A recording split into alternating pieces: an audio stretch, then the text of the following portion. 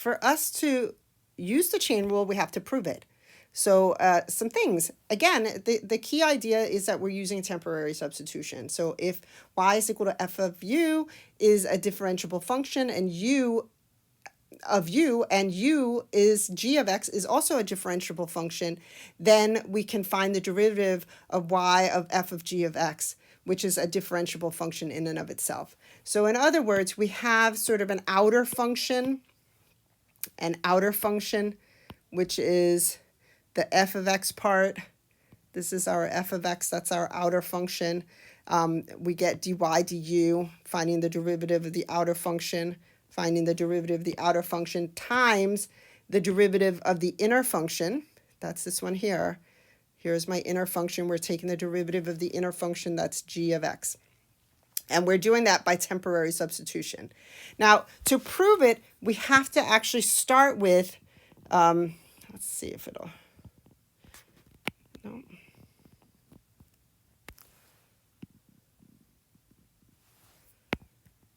There we go. So we're going to start with letting h of x equal f of g of x. Using the alternate form of the derivative, we will show that when x is equal to c, h prime of c is equal to f prime of g of c times g prime of c.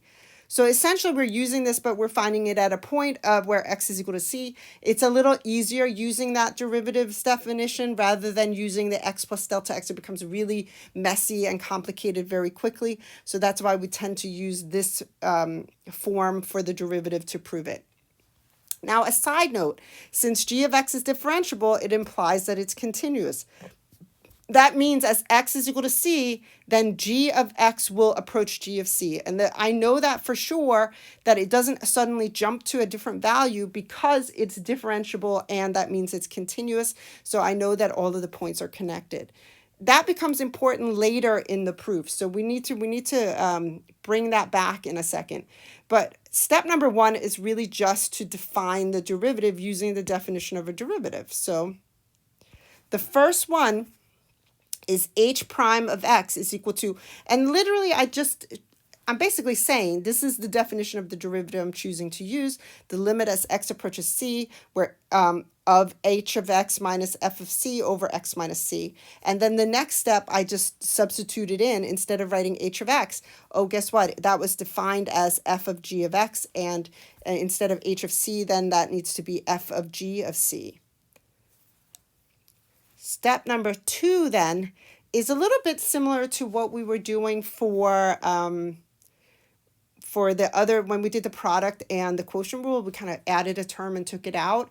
It's same idea. It's not exactly the same, but we're multiplying the numerator and the denominator by the same thing.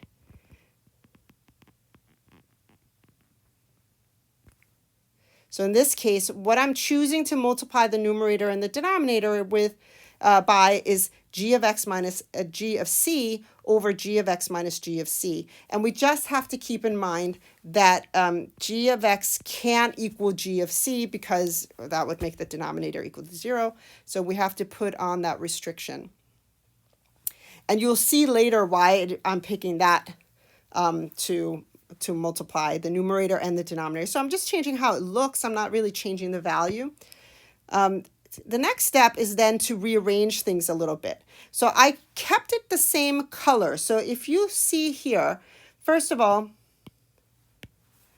I'm now keeping, I switched, because multiplication is commutative, I can switch the denominators of each of the two fractions. So I chose to put the g of x minus g of c underneath the f of g of x minus f of g of c, and then I moved the x minus c underneath the g of x minus g of c. And right now what I'm noticing, first of all, if I group these together here, and I grouped these together here, if I took the limit of the one that I highlighted in green just now, that is the definition of g prime of x. So I actually already have one piece of the proof already. The only thing I have to do a little bit of adjusting for the next one here. So the one in left in yellow, because I'm taking, first of all, I have to separate the two limits out. I'm going to use the properties of limits. If I have the product of two things inside of a limit, technically I should really have parentheses around these, right? Because the limit has to apply to all of this, and the limit applies to all of this, not just the first term. But I'm going to then separate the two into two separate limits. So let me erase that green one there. So what I end up with then in yellow is I took the limit of the yellow part and included the limit in that. And then again, in green, now that has the limit right in front of it as well, just so I could separate those two. And the reason why I need to separate those two is that if you notice here, the limit of the first one, I'm circling, I'm making a long line out to the side so you can see what I mean. That one there, that's a little bit problematic. So the one in green is basically, we're done with that because that's a g prime of x. That's already, it's following the definition. But for this one to follow the definition of a derivative, I need the denominator to approach the one term in the denominator to approach the other term in the denominator. And that's not happening as it stands. But remember in this note up here, we said that I know that if x is approaching c, then g of x will have to approach g of c. So that would be equivalent. I could readjust that limit and write, instead of writing x approaching c, I can write, okay, g of x, that also means that g of x would approach g of c. So that's what I'm going to rewrite down there. So now I've made the adjustment here in the limit part.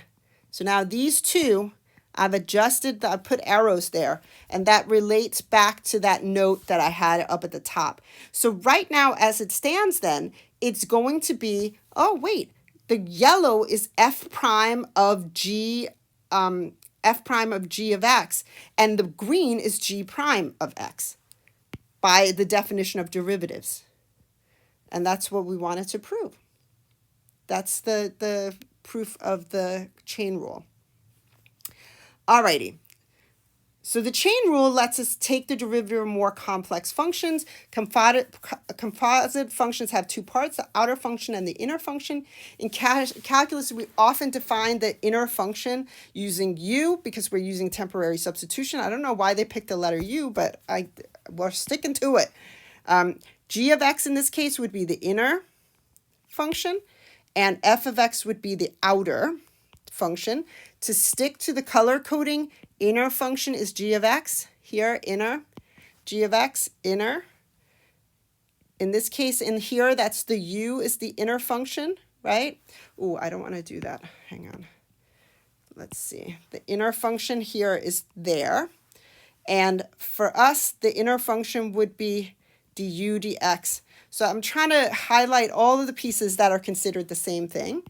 And for the outer function, that's the f of x part. So the f of x part here, f of x, that's this one here when I take the derivative. And this one here, I'm taking the derivative with respect to u. Oh, I forgot the green one for that one here. Like that. So just to clarify, okay. How do we say this in words? The derivative of the outer function only times the derivative of the inner function. And I know I gave you in class the analogy like the baby and the mom, like when a mom is pregnant, you can only see that the mom is changing it, but as soon as the baby is born, you can also see that the baby has changed. So that means then the same idea. It's an analogy. It's not how to explain how the chain rule works. Just to finish it off, the key idea is then to recognize your composite functions. I want you to pause the video and just determine the inner and the outer function. We've done this already a bunch of times, but here this corresponds with your book. So if you could do that, pause. I'm going to write down the answers here for each one. And hopefully you were able to do it.